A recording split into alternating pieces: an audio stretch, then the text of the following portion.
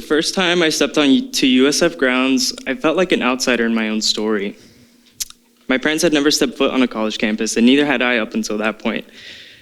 After we said goodbye, I could see the uncertainty in their eyes, and I felt it too in my own heart. Was this the right decision? Was I ready? All these questions filled my head, and although this was a moment to celebrate a milestone that everyone was excited for, independence, breaking barriers, and pursuing knowledge, these were things we were supposed to celebrate. But it filled me with the sense of, what now? Then came the next day of classes. Before getting into the lecture, the professor asked us to introduce ourselves, our name, our major, and where we were from. And that sounds like your typical icebreaker, right? Simple, introductory, especially for first-year students. Well, for me, I could instantly feel my heart pounding. I hated public speaking at the time, but this was different. More thoughts flooded my brain. What should I say? Will people think I sound different? Should I say exactly where I'm from? Back home in Miami, I never questioned it. I would simply say, my family's from Nicaragua, and that was enough.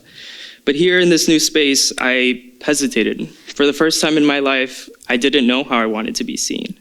Especially in this new environment, I didn't want to be seen any differently than others. I just want to be a regular student. But in the answers that the students gave before me, I realized they didn't come from a background like me. They didn't sound like me or look much like me. So now I was the outlier. Like a true psychology major, I had to analyze why this moment was so significant.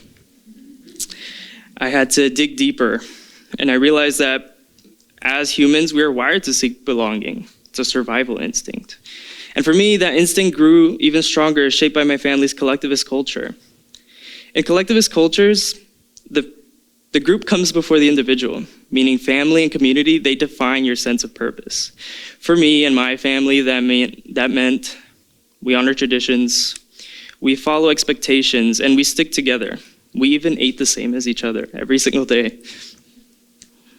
And with this, my grandmother, who immigrated from Nicaragua, she would always tell us why she uprooted her life. And it was in search for growth, for better opportunity. And her kids, they were already older, and my parents, they knew what they were getting into when they moved to the United States. They really just wanted to maximize that opportunity for us, their children. And my grandmother's life, it was simple. Her favorite maroon rocking chair, a good coffee maker, and midday telenovelas while she cleaned the house. That was enough for her. She enjoyed taking care of us, her grandchildren. She would teach us valuable life lessons. She would tell us stories, and occasionally she would yell at me when I forgot to wash my dish after eating. And when it came to my career aspirations, she had very strong opinions. She would often ask me, what do you want to do when you grow up? You could be a nurse. They're respected and they're paid well. Or you could be a teacher. And these are honorable careers. They're admirable, but to them, they were safe. So anything that was unrealistic, anything that was too complicated, it wasn't even considered. It was not allowed at the table for discussion. In high school, I developed a passion for psychology, learning about the human experience. But this was never allowed at the table for me to bring up. It was as if this was a decision everyone else was making but me. I admire all the things that my family instilled in me, but even with my hobbies, I felt constrained by what was accessible and what was familiar. So with this, I learned that I love sports. My dad and I would occasionally play catch in the driveway, or we would watch sports games during the rare times that we had cable, but I didn't have any structured outlets or mentors.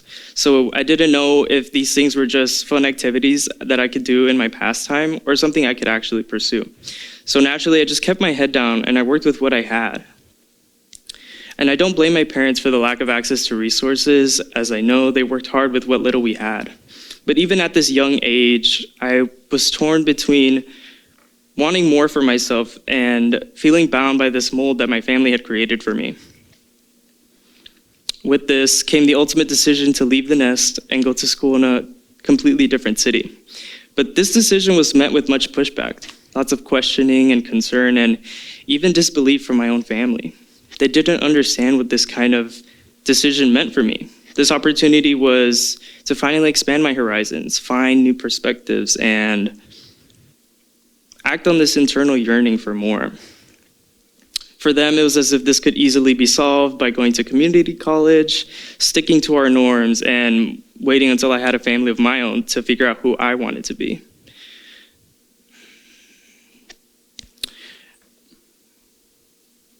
With this, I learned that differences in our environments does not necessarily mean a bad thing.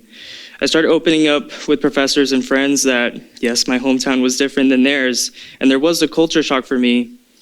I was learning to accept both and integrate them into my daily life. I was taking the things that my family instilled in me while paving my own path. And I had an interesting conversation with a first-year professor, and he explained to me that my experiences are unique. I can use them as a tool for myself to guide my own path and to help others. And at this point, I hadn't realized how many resources and opportunities there were at USF to actually maximize this, to figure out who I wanted to be, and to grow into a leader of my own. And so I started reflecting on my time there.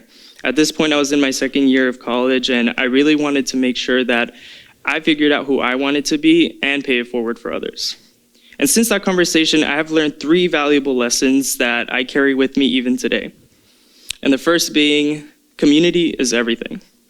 So people shape your experiences. And that meant for me, I wanted to find people with similar backgrounds, similar heritage, and I wanted to expand that and create a space where we can all grow.